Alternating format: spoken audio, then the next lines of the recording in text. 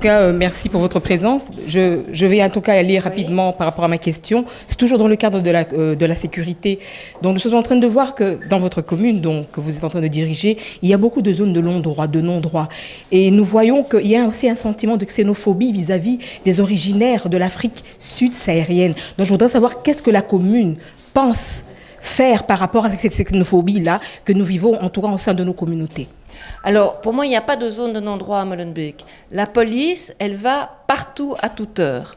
Il y a des incidents comme celui qu'on a connu hier, mais ce sont quand même des incidents qui sont relativement rares.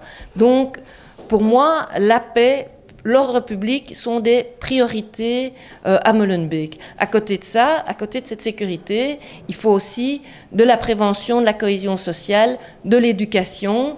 Et en tout cas, je peux vous assurer que dans nos associations, dans nos écoles, nous avons des projets de citoyenneté qui font que tous les enfants, tous les élèves ou même tous les jeunes doivent être respectueux les uns des autres.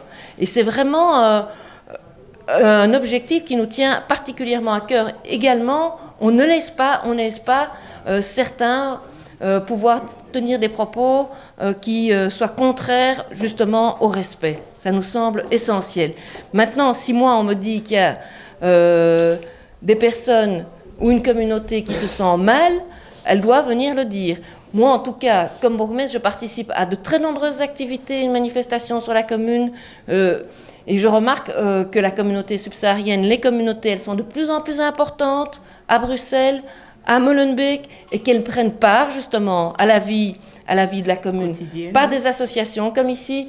Je dirais aussi, j'avais été il y a 15 jours pour la fête nationale du Cameroun à l'église Saint-Jean-Baptiste, et je trouve qu'au contraire, il y a beaucoup de partage qui se fait. Maintenant, si des personnes se sentent atteintes, elles doivent le dire, elles doivent déposer plainte ou elles doivent prendre contact nécessairement avec les services de la commune, parce que le respect, c'est une nécessité, une priorité. On ne peut pas justement dire que tout va bien, se cacher derrière des réalités.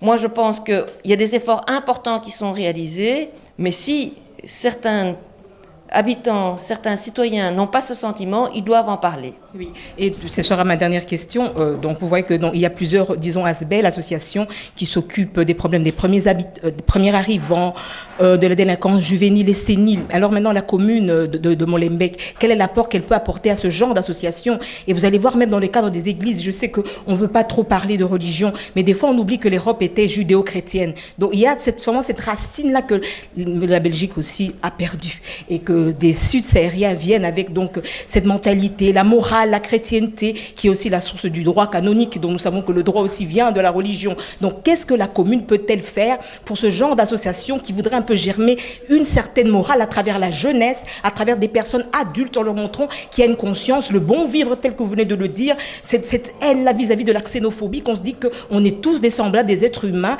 créés à l'image de Dieu, allons de l'avant, marchons, construisons. Qu'est-ce que la commune peut nous apporter par rapport à cela, madame?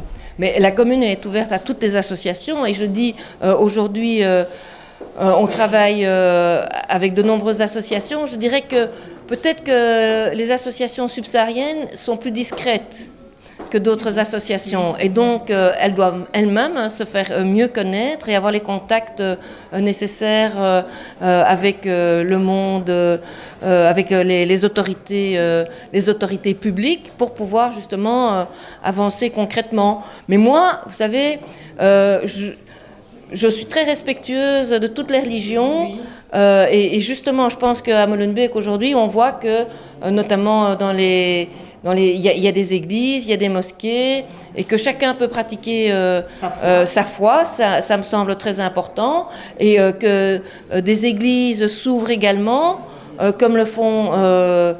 Ça fait partie de la vie. Voilà, ça fait partie de la vie. Excusez-moi, vous avez des structures, vous avez créé des synergies pour soutenir ce genre d'associations ASBEL? Moi, je dis, c'est pas les ASBL, les associations qui souhaitent travailler avec les autorités communales, elles doivent se faire connaître, elles doivent venir. Et donc, M. Tombolo est venu à la commune et il a fait connaître l'espace Nord-Sud. Il a eu les contacts et donc ça doit nécessairement se poursuivre de manière concrète. Mais ça doit venir des deux côtés. Oui. Merci à vous.